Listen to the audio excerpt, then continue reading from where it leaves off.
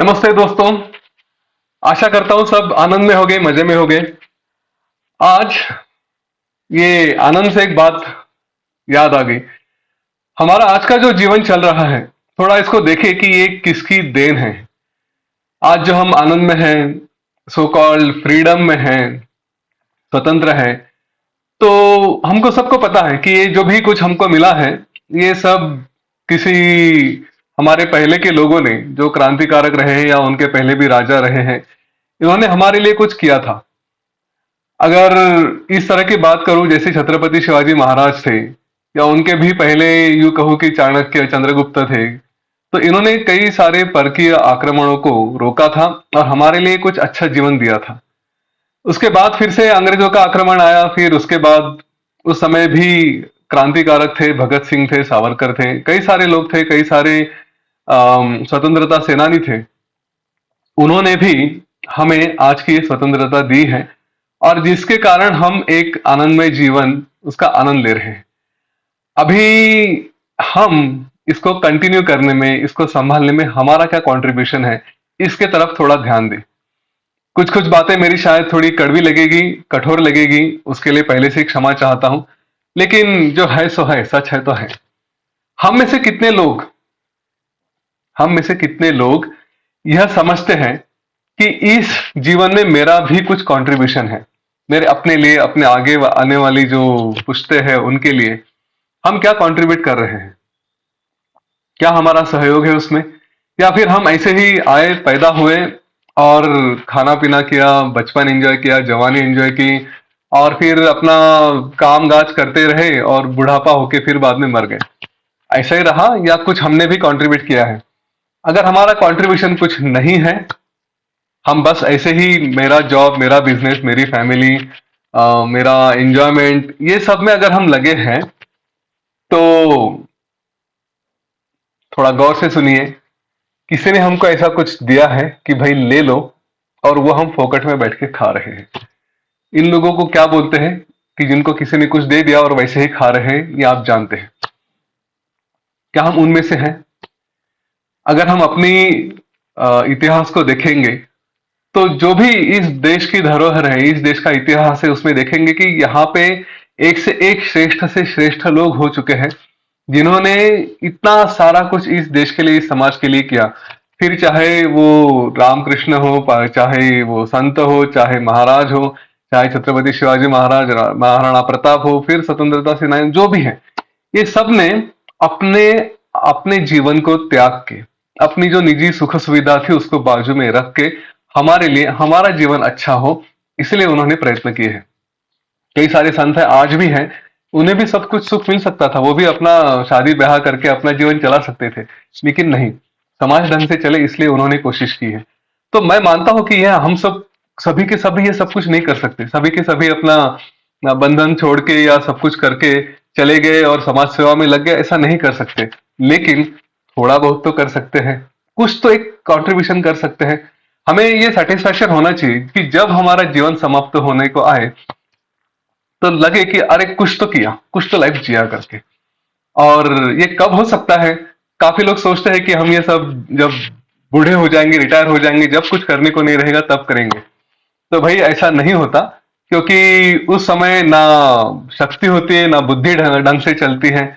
तो ऐसी स्थिति में हम क्या कर सकते हैं ना, जो आदमी दवाइयों पे चल रहा है, दूसरे के ऊपर डिपेंडेंट है, वो क्या समाज के लिए करेगा? तो इसलिए जो भी करना है, जब हमें शक्ति है, हमें एनर्जी है, उस समय हम ये सब कर सकते हैं।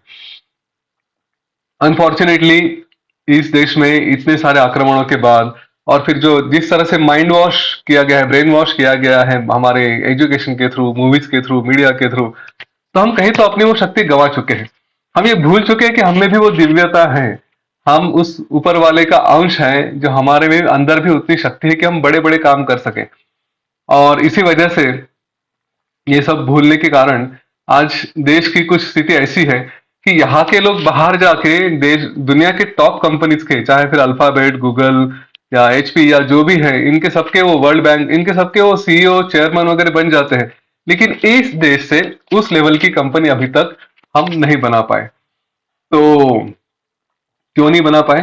कहीं तो वो बताया गया है कि नहीं, हम छोटा सा काम करेंगे, छोटा सा जीवन जिएंगे, छोटा सा संसार करेंगे, छोटा सा घर हो।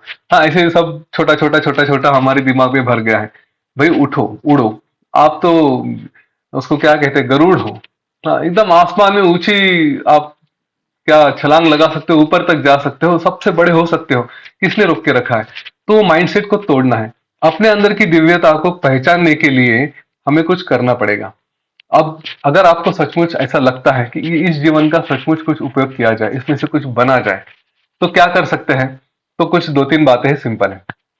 देखिए, कुछ अच्छा अचीव करने के लिए पहले एक लगता है ट्रेनिंग और दूसरा लगता है ऑर्गेनाइजेशन। अकेले कुछ करने जाए तो थोड़ा कंफ्यूजन हो सकता है, प्रॉपर गाइडेंस नहीं मिल सकता। तो एक ऑर्गेनाइजेशन चाहिए और उसके साथ ट्रेनिंग चाहिए।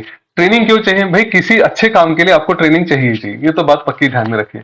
यहां तक कि अगर आप देखेंगे, टेररिस्ट को भी ट्रेनिंग दिया जाता है, गुंडों को भी ट्रेनिंग दिया जाता है। तो हम अगर अच्छा काम करना चाहते हैं तो हमें तो ट्रेनिंग की आवश्यकता पड़ेगी ही पड़ेगी। तो ये आपसे आह्वान रहेगा कि अपने अंदर की इस दिव्यता को समझें, इसको जगाएं, और अपने अंदर ही नहीं, बाकी भी समाज में जाके, समाज के अंदर भी वो दिव्यता जगा, इस देश को, इस राष्ट्र को फिर से ऊपर उठाने में मदद करें।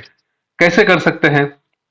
काफी अच्छे अच्छे ऑर्गेनाइजेशंस हैं जहां पे इस तरह का ट्रेनिंग मिलता है कि अपने अंदर की दिव्यता को पहचाने और बड़े बड़े काम करें।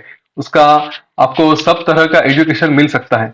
अगर आप चाहते हैं कि आपको ऐसा कुछ करना है, तो जैसे मैं जानता हूं, आर्ट ऑफ लिविंग में एक प्रोग्राम है, उसका नाम है divinity in society and nation. इसका नाम DSN, पहले का नाम था इसका दिव्य समाज का निर्माण। तो यह प्रोग्राम DSN यहाँ पे पुणे में होने जा रहा है, और आप उसके लिए इंक्वायरी कर सकते हैं। उसकी सारी जानकारी मैं दे दूंगा इस वीडियो में, और एक दो नंबर्स भी दिए हैं एंड में, उनको भी आप कांटेक्ट कर सकते हैं। लेकिन इसका फायदा केवल सोशल सर्विस करनी है, केवल दूसरों के लिए कुछ करना है, इसका इतना ही नहीं है। इसका एक एडिशनल सबसे बड़ा फायदा है, अगर हम अपने अंदर की दिव्यता को जगाए ना, तो हम समझ सकते हैं कि हम जो एक छोटी सी बाउंड्री में जीते हैं। कौन सी बाउंड्रीज होती हैं? कि भाई मैं सुबह जल्दी नहीं उठ सकता, भाई मेरे से इतना स्ट्रेच नहीं हो सकता, भाई मैं ये स्ट्रेस बेयर नहीं कर सकता, भाई मैं किसी से बात नहीं कर सकता, मैं पब्लिक स्पीकिंग नहीं कर सकता, कई सारी बातें होती हैं। तो ये जो सारी बाउंड्रीज है, इसको तोड़ के हम अपने आप को एकदम फ्री महसूस करें, अनुभव करें कि हाँ, मैं कुछ कर सकता हूँ, जो चाहिए वो जीवन में अचीव करने का एटलीस्ट मुझ में वो एबिलिटी है, प्रयत्न कर सकता हूँ। ये भी कॉन्फिडेंस आना बहुत बड़ी बात होती है। तो हम तो इसको इस तरह से कहते हैं कि ये प्रोग्राम, इसके एक तरफ से चूहा आ रहा है, दूसरी तरफ से शेर बाहर निकल रहा है। तो शेर बनो। हाँ, इस देश का जो एम्बलम है, जो सिंबल है, उसमें भी चार शेर दिखाए गए हैं। वो कहाँ गए शेर? हमारे अंदर हैं।